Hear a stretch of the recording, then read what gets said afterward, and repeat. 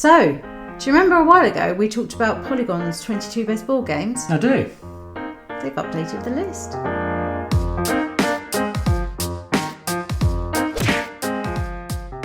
Hi, I'm Julian and this is Libby and we are from Box Meeples, and you can find us on YouTube, on Instagram and on Twitter. So yeah, before Christmas we did a look at Polygon's 22 best board games. Yeah, you surprised me with that one completely. You had no idea what we were going to talk about. No. And lots of people were quite vocal at the time about this list.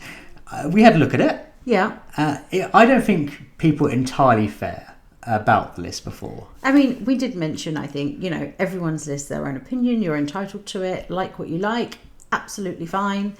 Everyone's... You can't say someone's personal list is wrong because they have a taste. It might not be your taste, but it's still their taste, so they can't be wrong. That being said, there were some questionable entries on that list. Yeah, I mean, I liked some of the list.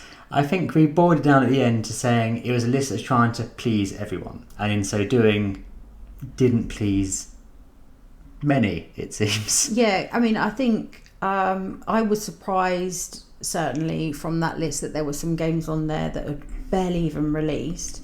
And I think some games can sort of suddenly steal your heart and you think it's the best thing since sliced bread. But I think it takes quite a game to get into your top 22. That's high. If it's something that's just come out and you've barely been able to play it. So that some of that element did surprise me a little bit. There was obviously they're trying to, and they clarified, I think this time, I can't remember if they did say the same setup before, but they have clarified that they're trying to have a game that's going to please families, going to include hardened gamers, and also they are very clear in saying that these are all games that you can buy now. Okay. So these are games you can go on your friendly local game shop, they're going to have it, you can buy it. So it's not like these are the best games ever and there's no point, Chaos in the Old World, no point singing the praise of that because you can't get hold of it. You can't get Battlestar Galactica. You can't, you can get Unfathomable, but you can't buy that game anymore. So I think that's quite fair. Okay, what's the reason they've updated the list? This isn't a new list. This is a list update. Is that right? So it's not explicitly clear why it's been updated. Perhaps they saw the criticism of the list and have addressed that. Mm-hmm. But so there have been some removed. Some are still the same. So interesting. I think the most interesting way of approaching this is to look at what's now gone. What was in the list before at Christmas and now is no longer in the list. So yes, let's so they've called these past winners. Past winners. Oh, okay. Off the list is Seven Wonders. Okay, I mean it's a classic, isn't it? Yeah. But I think it's one that if you've been in the hobby a while, you've probably loved it. It's what I think a lot of people call a gateway game, and then potentially you've moved on from it now. Times are changing. It's still a lot of people. There are other versions as well. You've got the Jewel, you've got the new one, Architects. So fair to come off. Cash and Guns has come off. I mean, entirely justified. I think it's not even the best kind of part. It's fun. It's just. These are 22 best games. So even if they're saying we're going to include the best party games, we're going to include the best, hardcore Euro games, these aren't ticking those boxes. So Cash and Guns is off. It is quite fun though. Yeah, that one. I enjoy it, but it's just not. It's not in the top echelon. It's not quite up there. Catan Junior we laughed about because we said, well, how is there a junior version of Catan when Catan is not particularly tricky anyway? That's off the list. Codenames off this, which I find a bit surprising. Yeah, I mean, of past games, I do find that one to be quite fun, quite accessible for lots of different people. I mean, there are different styles, so many different styles of ones, so you can always pick up one for something that you like, be that Disney or Harry Potter or a more adult theme. But I think that is quite an accessible classic party game style one. So, Descent off the list. That was like an on-trend one at the time because it had been out recently. It was like the hotness almost. Yeah, I think. I'm sure it's we said at the time we haven't played Descent, but we have played lots of similar dungeon crawlers. So we can't really objectively say whether it's better. Bear I in mind, still think it looks beautiful and would like it on my shelf. I think I said that last time. you did, yeah. It's not on the shelf. Not yet. In 6 months. Not yet. A game I really dislike, Hive, is off the list, which I'm pleased about because I don't like it. I mean, I like it because I win all the time. But, not. But again, great game for travel, which I think I probably it's not mentioned 22 best then. travel games. It isn't, no. So. But yeah, no, it's certainly not up there in my top 22. But I like it more than you because Off the list, Kingdomino Origins off the list. Okay. Yeah. Yeah, I mean, These are all great again, games. it's a fine game. It's not a top 22 game, so yeah. Klask is off the list. At the time, we didn't know what Klask was. It's you move tokens with magnets. I think you can probably guess what they've replaced it with, which I think is a much better fit for this list. But we'll come to that. I think when I read it, you'll know that's why that's off the list. Okay. And unsurprisingly, Machi Koro 2 was off the list. That was the one that I mentioned earlier that did surprise me because at the time of that list, it must have been not long after Essen. I don't think it was even out when we did the list. No, it certainly wasn't accessible here in the UK. And I think it was shortly after Essen that yeah. I think we sarcastically said it's like they looked around the office and picked a random game that was on their desk. One Night Ultimate Werewolf is off the list.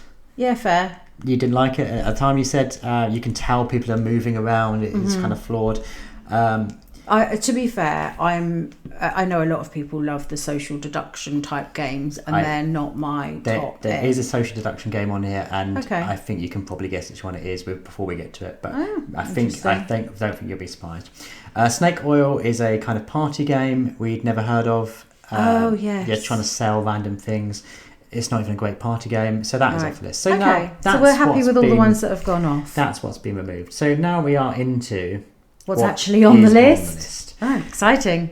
And it starts off strong. Azul. I like Azul. Mm-hmm. Personally, I haven't played all of them yet. I certainly haven't played the new one, which I would like to. I prefer Summer Pavilion over the standard, but I think for a list like this, I would expect it to be the standard one. Yeah, and again, it is base Azul. I prefer Summer Pavilion, but I think that's a fair shout. Yeah, no, and I think it's one of those, you could see it all anywhere, not just game stores. Like it's one of those that any sort of family can pick up and enjoy. So a real all-rounder kind of and I think if they include it as a catch-all with Queen's Garden and Summer Pavilion, if you want a deeper game, you've got Queen's Garden. If you want entirely entry-level one, Azul is much better than that is on the list. Yeah. Blood Rage, that's a non-mover. That was on there before. I enjoyed that was on there before. I like that one. I like Vikings. So, yeah. I personally would rather have Rising Sun on there. Would you? But that's just personal taste, really. I think Blood Rage is probably... Yeah, I mean, as long as it's just one of the trilogy, then that's fair to have a deeper game. It's in a lot of people's top 10, that game. If you watch some lists and things, I think it comes, it's good. Top 5 quite often. I like it. Next up, we have Cascadia. I mean, that's a hotness list, isn't it? It is. But, I mean, a lot of people are really loving it. Unfortunately, we haven't been able to try it just yet. But we do really enjoy that sort of tile placement. We've got a few tile things. placement games, so it's whether it's going to be different enough from those. We've got like Lunar Capital, which I really like, Overboss, which I love. Yeah. So whether it's doing enough different to those, I think if we play it, we may well end up wanting it at some point, or if we're at a board game cafe and we see it on the shelf, I'll certainly play it 100%. Yeah, I mean, I really like the theme and the artwork looks nice for it. Yeah, everyone's really enjoying this lately, so I can understand that being on there. It's a solid entry in this list. I feel like similar level to Azul. Yeah. Well, you have entry level plus, don't you? Perhaps it's more in that field. So, Crokinole. Canadian pinball, as our friends at Foster Beeple say. I think that's what to play Klask. So that's the game I was alluding to. Yeah. And again, that's like full into the hotness at the minute, isn't it? I think from cons, or certainly here in the UK, cons like Aircon and things where they had some tables out, and there was a competition at the UK Games Expo that we saw a load of the tables out then. It has become sort of more and more popular, Yeah. I think, with people talking about it, certainly. I'm sure it's a very popular game normally, but I think you hear more about it lately. So, yeah. We stumbled back into the debate we had before. Does this count as a board game? Yeah. Yeah, there is that. It's on a board, on a table, It's you're on a playing table it, and all it's a by game. itself. Yeah. Yeah, I don't think we're ever going to own it, but I was kind of kicking myself that I missed the chance to play at the UK Games Expo because I'd like to play it. I don't know. When we build an extension, we can have a table. We have a dedicated just out Crokinole there. table. Yeah. Need to find a carpenter who can carve us one. So game next up, obviously this is alphabetical order, is Decrypto, which is a game I've heard of, but we haven't played it. We haven't. No. It sounds. Is it deduction-y? Yeah, so it's another kind of party-like game, social deduction type situation. Right. Like I said, we haven't played it, but it's certainly for playing with, families, party type setup. Okay. As I said, we haven't played it. I've heard of it, which must mean it's, Yeah. I wonder if there are. It's one of those where, I mean, personal taste, of course, but I wonder if there are others in that genre which would be potentially better, but having not played it, I can't really comment. But I wonder. It's on my radar now, partly because of this list. So yeah, It's doing its job. yes, it's working. Next up is a game that should be on every best of list, Gloomhaven. And they are specifically saying Gloomhaven, not Jaws of the Lion. Are they? Interesting. They do say there's a lighter version of the game called Jaws of the Lion. Right. So, but they are listing Gloomhaven. But as you read it, it kind of feels like a Gloomhaven game. Well, so they're basically listing like any of them. So as soon as Frosthaven comes out, That'll be we on the can list instead. jump that into that pool instead. And it's so popular. I can understand that being there again in the sort of heavier weight people, sort of the Blood Rages, the Gloomhavens. Yes. You're starting to get a couple that people might enjoy. And as they've quantified it now by saying about Jaws of the Lion, if you're reading this and you go, well, I've never played any of these games, do I really want to spend over £100 on a box that's 10 kilograms and takes up more than a Kallax unit? They do say about Jaws of the Lion. So yeah, and I think Jaws of the Lion is a great start for people. It's so easy to pick up and learn, and gives you that real experience of playing Gloomhaven proper once you've gone through some of the training ones. So I think it just eases you into the game really, really well. That for a list like this, I'm actually surprised that they haven't just full on gone in for that one. Given that they're trying to sort of weight it in different ways and say, oh, there's some for this and there's some for that, etc. Yeah. Another similar game I think that straddles both entry level family weight and lots of depth and complexity is Marvel Champions, the card game. Oh, I've been dying to play this. We very nearly played it actually this weekend. We've run out of time for playing other games, but I'm very keen to play it. We love Marvel, so we said money sink before when we were talking about. You said money I sink said money before. sink because I know full well, similar to Unmatched. I don't think we should ever buy an unmatched game because you don't just buy one unmatched game. I fear with Marvel Champions it's going to be buy a lot of cards. I'm fine with having a little Kallax of 4 of unmatched or lots of little Marvel Champions. So But I'm pleased they've got a card game on here. This is a good one. Lots of people love it. Yes. Fine choice. People at Polygon. Well done. Yeah. Next up we have Monikers, which was on this before. Was on the list before, and I hadn't heard of that one. I think I immediately thought of Monica Geller from Friends. But yeah, no, I can't remember what that one was about. I think you explained. So it's a charade style game. Okay. It's a very strictly party game. I feel like I would have left Cash and Guns on and got rid of Monikers. Like, is it a board game if it's charades? Yeah. I don't know. I'm more aware of Obama Llama, which I think is similar to this. Okay, yeah. Okay, is that similar?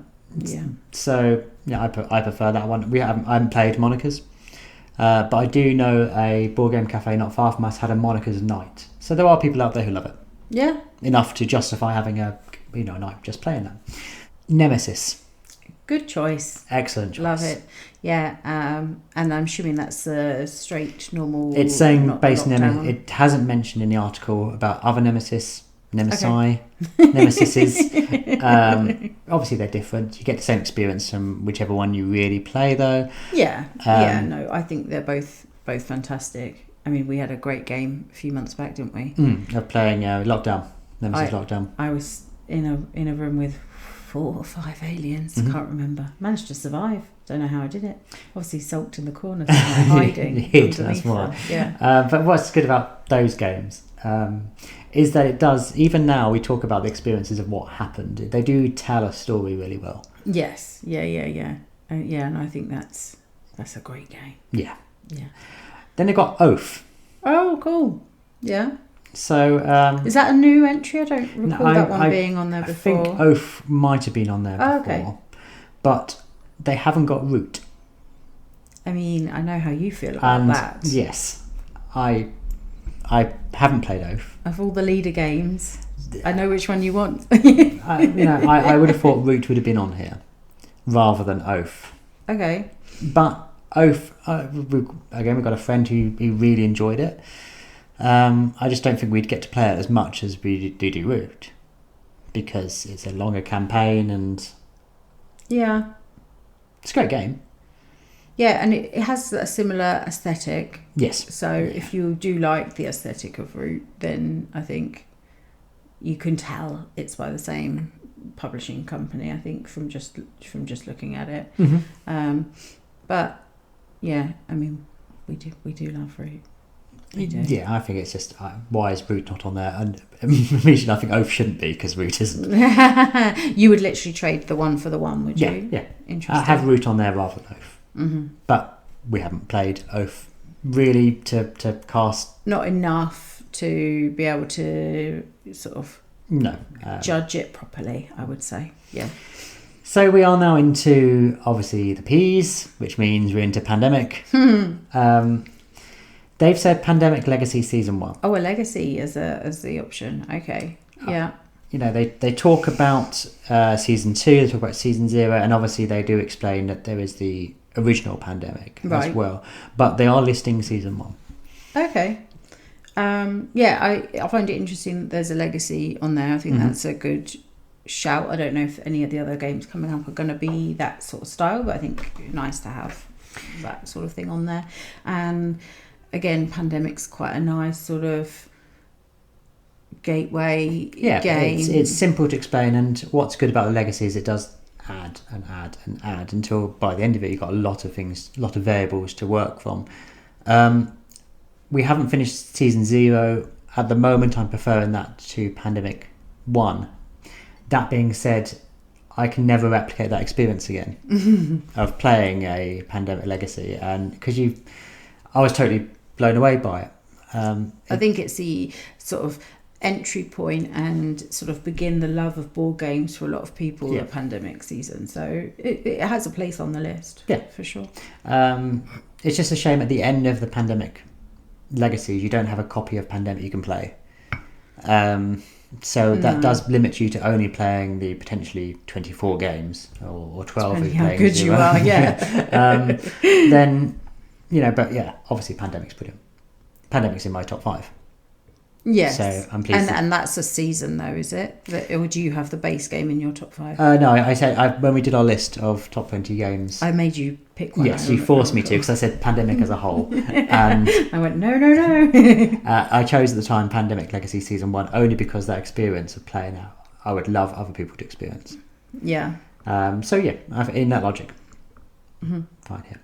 So this wasn't on here before. Oh, okay, new entry. Quacks of Quedlingburg. Great sort of family way, entryway game that's real fun. I think the main point about this one is that they think that you need to upgrade the bits, isn't it? Yeah, the cardboard, because of the nature of it, you're mixing them up in the bag and you're drawing cardboard. That's going to have a shelf life. But it's just funner to jingle, isn't it? Yeah. But yeah, no, that's a it's a good game for that kind of either entry level or fun sort of filler or I think this family. is one that straddles everything. Yes. If someone said, "Do you want to play Quacks?" I'll go, "Yeah." We enjoyed it when we played it. If I needed to teach something to someone, I think I could teach them Quacks, and they'd get something from it. So, and I don't think there's any other push your lucks so far, No, is there? not So a different mechanism to explore. So yeah, I can see the reasoning behind that one. a game I don't think was on the list last time. I've just seen it. Rhino Hero Super Battle, but it's a game we own and we do play it a lot. We do love it, but again, it is that like family. Maybe a non-gaming entry level, like your girls love it. If you've had some people over and had one too many drinks, it becomes incrementally better then. And you're just you're placing those pieces and trying to make sure the tower stays upright. Now there are 3 boards to Rhino Hero Super Battle, so it does count as a board game, but not perhaps in the traditional sense. I suppose if you're counting Jenga as being a board game, I'm pleased they put Super Battle rather than Super straight Battle is better Rhino than Hero, Rhino because Hero. it is better when you can straddle the different towers. Yeah. We've had a lot of fun playing it. I think there are some people at our board game group who would never play it. I mean, to be honest, I'm not sure that it has a place on the top 22 games of all time, if I'm honest, even though I love it. Yes. I wouldn't. It's still put it on this list. This list is still trying to please everyone. I feel like we're so far. I mean, we haven't finished the list, but my gut feeling is that we've got the splattering of the sort of hardcore gamer games to keep them happy, and then the majority of the rest are party and family pulled in together, or sort of at least entry and gateway, and those kind of try and bridge a lot of gaps. We do have Scythe next. Yeah, which excellent choice. which isn't family weight at all. No, but it goes into that other camp. So I think instead of trying to please everyone and everything and we've now gone into sort of almost 2 camps. Yes. Yeah, we could largely split this list in half and say half of these are for people who have played a lot of board games and then want something juicier, more to get into. The other half are for family fun. Yeah, that's what it appears so far. But Scythe is worthy of being on this list. It's worthy of being on any list. We love it. Absolutely love Perhaps it. because Scythe is on here, Root isn't, because they have similar area control and asymmetrical powers. But I think they're very different. But I can see why people might think they are similar. Yeah, I mean, if you're only picking 22, then I think having things that have different mechanisms and things in them is a good idea. And this has great asymmetry, I think, in this game. So, a party game we play a lot. Yeah. Secret Hitler. Yeah, I mean, controversial, some might say. Yes. But I think it seems a bit like, but when you're playing it, it's, I don't know, I think you just get involved in the mechanism of just trying to find who's the baddie. It doesn't really matter what we're calling the baddie necessarily. There are lots of versions of it to get around this problem, because there'd be parties and get-togethers where I think people would really enjoy this, but we simply couldn't say let's play Secret Hitler because they'd be offended. Yeah. I know there's a Secret Santa version, which I think that sounds great. Which is giving you it's a fun game. It's a good game. It's often our kind of social deduction game of choice. Our board gaming group, like we don't own a copy, but they bring it out towards the end of the night sometimes, and it is really interesting just trying to sort of read people or work out why they've chosen one thing, why they've voted a certain way or not. But yeah, I do think sometimes that is going to offend people, just the idea of it, not even knowing the gameplay itself. Recently, it's kind of been eclipsed by Love Letter at our board game group. Partly because the Star Wars Love Letter came out, and everyone, it seems, has now got a copy of it. So we're all playing Jabba's Palace. I think a Love Letter would have been better on his list than a Secret Hitler, only because it dodges the slightly political minefield of of a Hitler. Yeah, or I mean, obviously they've put this on instead of One Night Werewolf, which didn't have those political issues, but is again social deduction, trying to find out who's what around the table. And if you're feeling like you need to put a social deduction down, I think there are several about. I mean, and obviously you have all the Avalons and all that are very similar to that as well. So there's a lot to choose from. I think that Secret Hitler does play well. Yeah. But it slightly feels like you're saying the new hotness. Yeah. It's we've enjoyed playing it, but yeah. But I mean, when we talk in our group about what we're going to play the next week and things like that, you can't even write the title in. You have to put some other words around it. So I mean, that does tell you something. Yeah. About it's almost like a naughty choice. Then we have Space. Oh, I've heard so much great stuff about this. It's on lots of people's. When you watch the Dice Towers list, it's always on Tom Vassal's list. Yeah. It's on Z Garcia's list. I think Michelle from Second Star to the Left loves this game as well. Lots of people love Space. We've played it on NAP, I think. We might have played it online. We've never played it in person on the board. No, I'd love to. But yeah, it's one I've got my eye on. Yeah, I did nearly add it to basket and check out the other day. Nearly accidentally buy it. Almost. No, almost. Then we have Splendor, which was on the list before.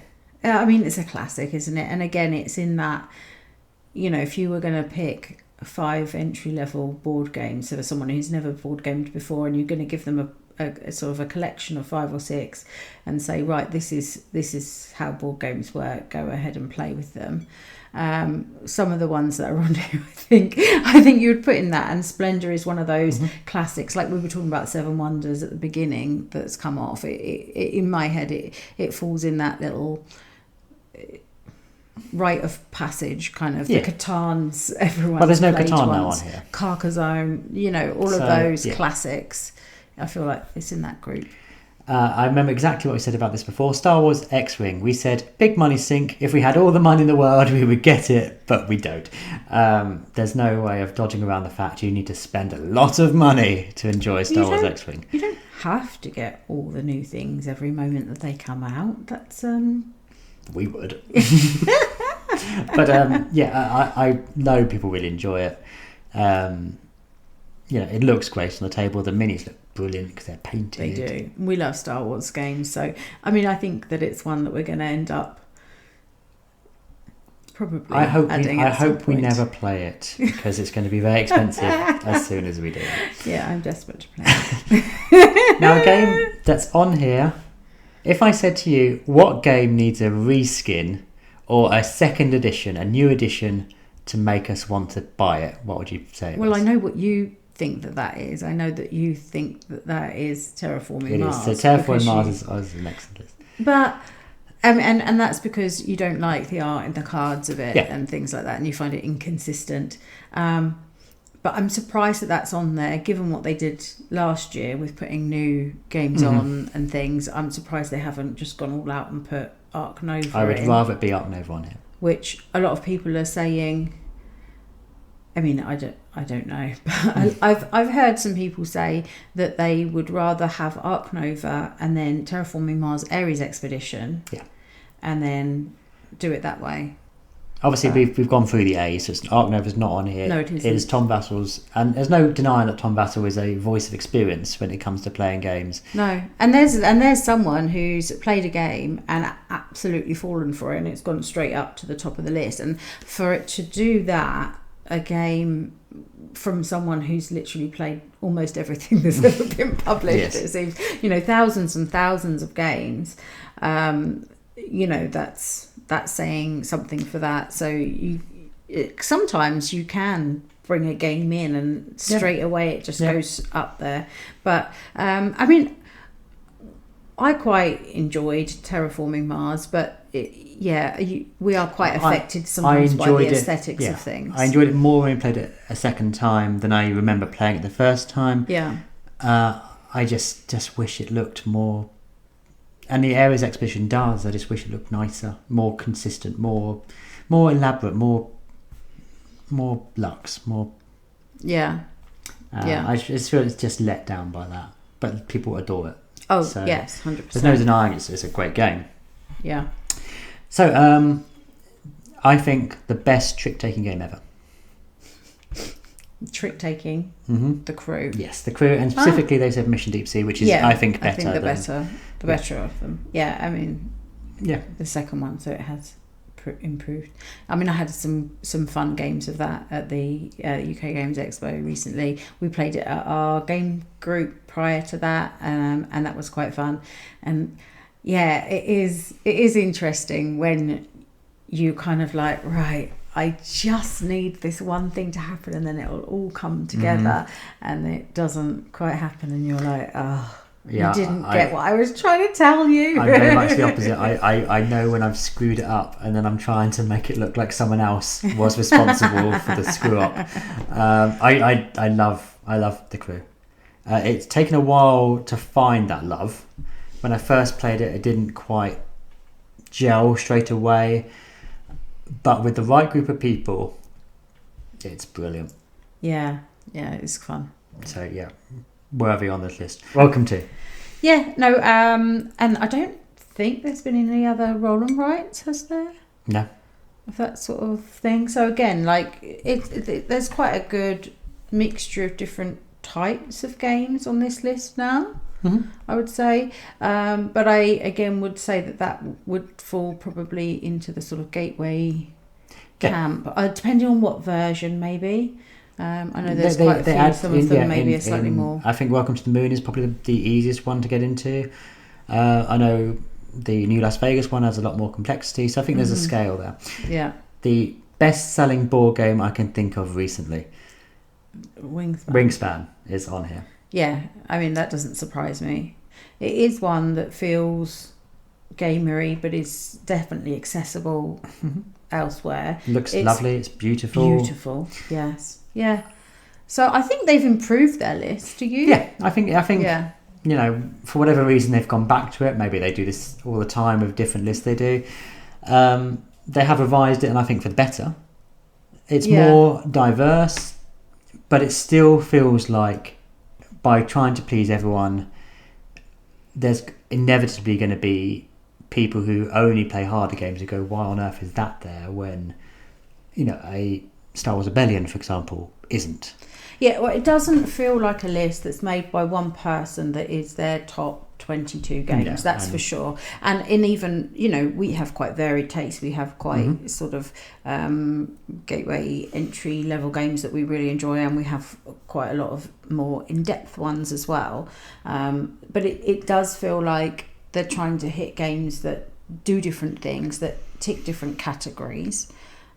So if there is a type that you've enjoyed, then you could probably, if it's not the same one, you could probably find another of that type in the list somewhere. But as I said earlier, it does also seem like there is sort of this two camp business a little bit. Yeah, well, it was written by 3 people. So I don't know these people, but it may be that one of them is more focused on family games, one does party games, one does heavier games. Who knows? Yeah. I would rather just have 3 lists. Yeah. Here's a list for new players of board games. Here's a list for families to play board games. Here's a list for if you like heavy board games or modern board games. These are the 22 best. But we have that elsewhere. That's available. There's so many different lists that people have done. Yeah. You know, I think there's merit to finding someone whose taste is similar to yours and seeing what they like. Because as we said, we can't say they're wrong because it is their list. They are entitled to have their opinion. It's never going to be our list, but you know, and that's what's great about this hobby. But it is interesting that there's a few things on there that we've been wanting to play for a while. Yeah. So it kind of sort of piques your interest for that again. Or there's a few things on there that it's like, what's that one? Yeah. And I do find it quite surprising sometimes when people's in their top 20s. Intrigues me more than usual when there's a game that I've not really heard of before. Yeah. That's that high on someone's list, and you think, right, well, it's got to be worthy of a bit of research, if nothing else. I'll be keen to see in 6 months' time when they do another maybe 23 board games you own, or how they're going to phrase it, to see what's on this revised list has been removed. Yes, that would be and interesting. what new hotness they shoehorn on there. Yeah, because I do think some of those are based on what's been hot over the last sort of And the beginning with that of this in year. mind, I'm surprised things like Lost Winds of Arnak aren't on there, because I think, you know, that's incredibly popular and well known. Yeah. Kind of hasn't sold as many, obviously, as Wingspan, but I feel does exist in that this is a theme that anyone can get connected to. It's quite quick to explain, but has a lot of depth to it. Yeah, I could easily take off some of those "is this a board game" options and put in something like that does combine worker placement with deck building and things like that. I know that Descent is, I think, has some deck building in it, but there's quite a lot of games now that do that hybrid quite well. I think they need to focus on games that appeal to a harder gamer but can be played by family. And I'm thinking of Villainous and that kind of thing, if they're going to do a list like this. Games that I'm sure there are 22 games that please both, depending on how deep you go with it. But maybe not. Oh, I don't know. I think pleasing everyone is well, that's perhaps setting where yourself up for failure. That's where they've gone wrong, because you can't please all the people all the time, can you? You cannot. You definitely cannot. But that's been Polygon's new 22 updated best board games list. If you've stumbled across us, we are Box Meeples. We try to post at least one board game video here every single week. We cover quite a lot of topics, not just lists, but we also do Favourite Game Friday on the Dice Tower every week. So yeah, lots of things we talk about. If you've enjoyed what we've been talking about, do subscribe to our channel, and yeah, if you agree with this new list, why not comment below and say yes, that's on there, or why was that not on there? We'd love to hear your thoughts about the list. So thank you so much for watching.